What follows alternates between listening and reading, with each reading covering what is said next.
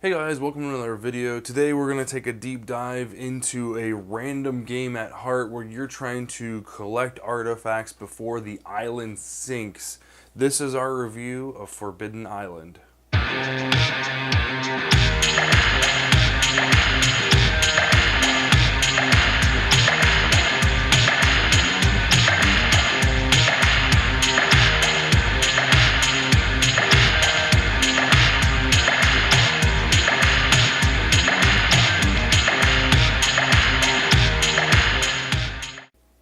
So this is Forbidden Island, guys. It's a great randomization cooperative game that you and three other buddies are trying to collect these artifacts and get to the helicopter pad before the island sinks.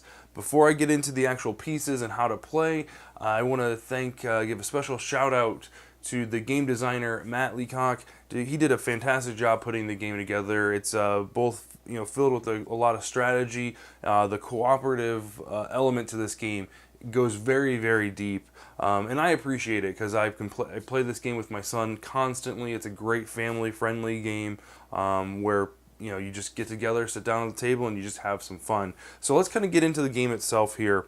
So the first thing you'll notice is the board is set in a circular pattern, and this is kind of how the game tells you to set up for like novice players and things like that. And so the game is made up of all these different tiles, and each tile has a different location on it, different name, and then there's some tiles that are special that have the icons of the four different artifacts that you're trying to collect. You're trying to essentially pick up four treasure cards that match one of those tiles' artifacts, get to that tile, and then collect the artifact to win the game.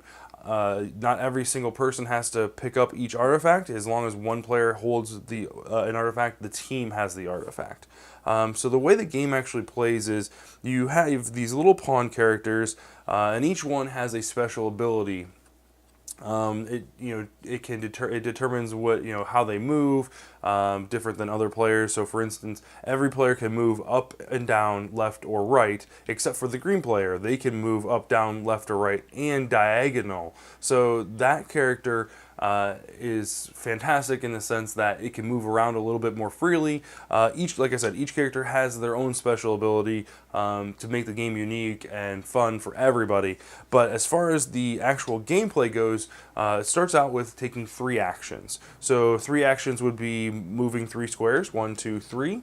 Another action would be moving to a square, and that would be your first action. Collecting a artifact is considered an action.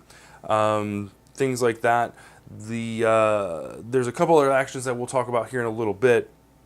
But like I said, you'll have to collect these four artifacts by collecting four of each of the artifact treasure cards that is illustrated on these playing cards. The way you acquire those is the second part of your turn is you'll actually draw two of them. So you'll draw two cards off the top of the deck and put those in your hand. Now you can have a maximum of 5 cards in your hand. So if you have 6, 7, any more than 5, you have to discard down to 5 cards. A couple cards that you might come across in the actual treasure deck. There is the helicopter card, which if you play it at any time, you and any person can fly to any square on the board as long as they share a location when they start. The second part, the card that you get is called Sandbags. And this kind of leads into the second part of the game and how the challenging section of the game, how it kind of ramps up. So we'll get into that in just a second as far as the Sandbags is concerned.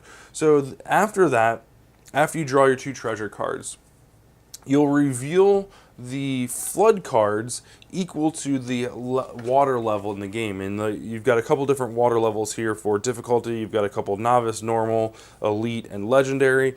And what will happen is you'll reveal cards equal to that level of water. So right now we're at 3, so you'll reveal 3 cards. So you've got Coppergate, Misty Marsh, and Hollowing Garden. So what you'll do is you'll find those tiles and flip them over. So there's a card in here for every tile in the game. So let's see, your Coppergate is this one. So you'll rotate that over. Misty Marsh will flip over.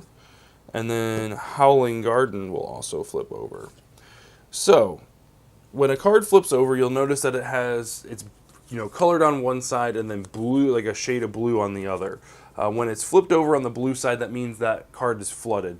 Nothing particularly bad happens at that point in time, except if someone draws the treasure card, Raise the Waters. So this kind of sets the whole game in motion and resets the board, because what will happen is you'll raise the water level. So if we were on 3, the top 3 mark will go up to 4. So now at the draw flood cards, you'll actually draw a 4th one instead of just 3. But on top of drawing more flood cards, you will shuffle the cards that already have been revealed. You'll shuffle those cards up and stick them back on top. And then this is where the trouble waters come in play.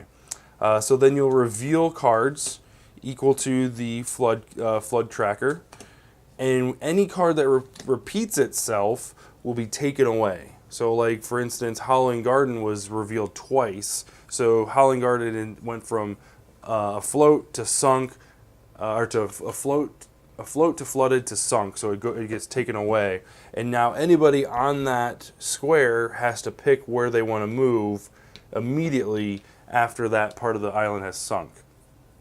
So this is a way that the island kind of takes charge and kind of adds that environmental aspect of it. A couple ways that you can stop a location from sinking is, while it is flooded, you can use your sandbags card, going back to the treasure cards again, you can use your sandbags card to flip the card, the tile, back over to its normal side. They call it shoring up. So that's the sandbags card. So the way you win the game is by collecting all 4 artifacts and getting every player to the helicopter pad. And then someone has to play a helicopter card to win the game. Some ways that you can lose the game. If, let's say, 2 tiles that have the same artifact on it, so like Howling Gardens and Whispering Gardens, if those 2 were to sink completely and no one has collected the yellow artifact yet, then the game is over, because obviously you can't get it, so you can't collect all the artifacts, the game is over. Another way that you could possibly lose, if, let's say, you have a character that's on, let's say, Phantom Rock has been flooded, right? And it's the only card there, the only square left, you can't go down or over to another square. That character is no longer available to move. Once that token or that tile is taken away, then that character is stranded, drowns, however you want to put it. The game is over at that point in time. The last and final way that the game can win, or the players can lose, is if the floodwaters rise up to the Skull and Crossbones. So like I said, it's a lot of fun to play.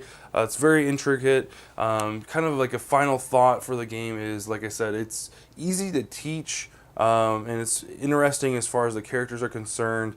The really cool part about it is the randomization of the island. If you want to make the game more difficult, you can always start at a higher flood count. But the other thing you can do, which is super impressive with this game, is change the shape of the island. And what I find through our play testing and our gameplay nights is the thinner the island, the harder the game is. Because once those individual blocks have been taken out, then you have to use, the helicopter and some of the other characters that can get through those flooded and missing pieces. So I'll give the game an 8 out of 10. It's definitely worth picking up. You can pick it up for $15-20 at any game store. It's awesome because it only takes a couple minutes to set up. It's about 30 minutes of gameplay, and every game is different when you get through it because of the tile layout and everything like that. So really enjoy the game all around for any gamer of any age. So really do appreciate you guys watching the video. Make sure you get subscribed, leave us a thumbs up, and heck yeah, leave us a comment below if you've played Forbidden Island before.